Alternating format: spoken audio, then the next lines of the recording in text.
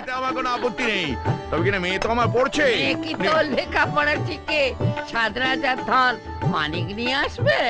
তোর তো একটাই মেয়ে, ভগবান তোকে যা দিয়েছেন তাতে ৩ পুরুষ ঠ্যাঙের উপর ঠ্যাং তুলে খাবে।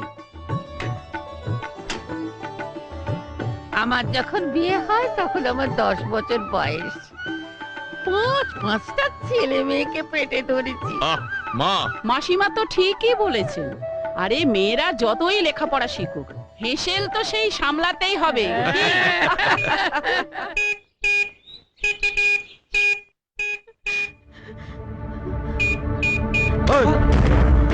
কি হচ্ছে?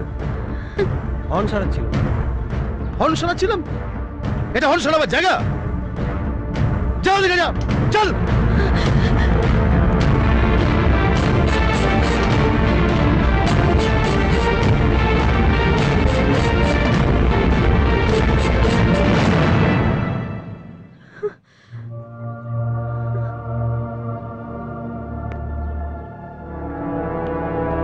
কিরে, বলকে কিরম দেখলি?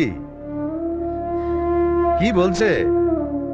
চ আয়, পছন্দ হয়েছে তো?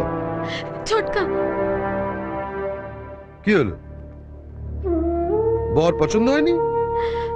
ছোটকা, ছোটকা, আমি এখন বিয়ে করব না।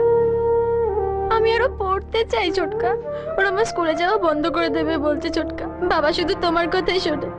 তুমি একটু বুঝিয়ে বলো না ছোটকা, প্লিজ প্লিজ। আরো পড়তে চাস? এই তো, কাঁদিস না, আয়। ছেলে পক্ষ যখন রাজি হয়েছে তখন আর না করিস না বাবা। তোর মেয়ের বইপত্র সব শিখে তুলে দিয়ে একেবারে বিয়ের পিঁড়িতে বসা। আর তুমি একটু চুপ করো তো মা। দাদা, পলির পড়াশোনা বন্ধ করাটা ঠিক হবে না।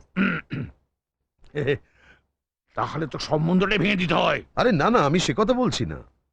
পাকা কথা হয়ে থাকলো, পলির পড়াশোনাটা চলুক, ছেলেও বোম্বেতে একটু পাকাপাকি হয়ে বসুক, তারপর পরীক্ষা শেষ হলে বিয়েটা হবে।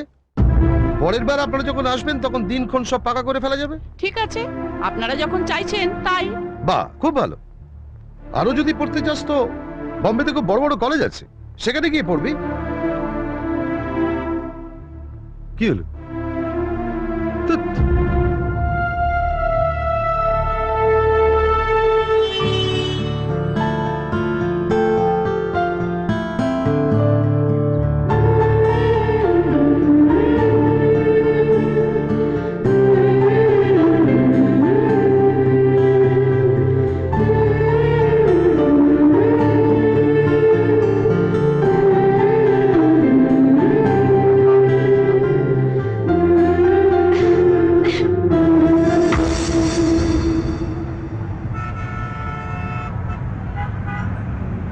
বাড়ির থেকে আমার জন্য ছেলে দেখছে। আমি কৃষ্ণকে ছাড়া বাঁচতে পারবো না। আমাকে ওর সঙ্গে একবার দেখা করতেই হবে। তুই জানিস তুই কি বলছিস? তোর স্ট্যাটাস আর ওর স্ট্যাটাস একদম আলাদা। তুই বরং ওর সাথে যোগাযোগই রাখিস না। আর তুই এই ব্যাপারটাকে এত সিরিয়াসলি নিয়েছিস? আমি তো ভেবেছিলাম এটা জাস্ট তোর টাইম পাস। সরি সরি, আমি তোকে, তুই কেন এরকম করে বললি বলতো? প্রিয়াঙ্কা, তুই জানিস না আমি ওকে কতটা ভালোবাসি। ও আমাকে ভালোবাসে। তুই তুই শুধু একবার ওকে গিয়ে বল আমি দেখা করতে চাই, প্লিজ প্রিয়াঙ্কা।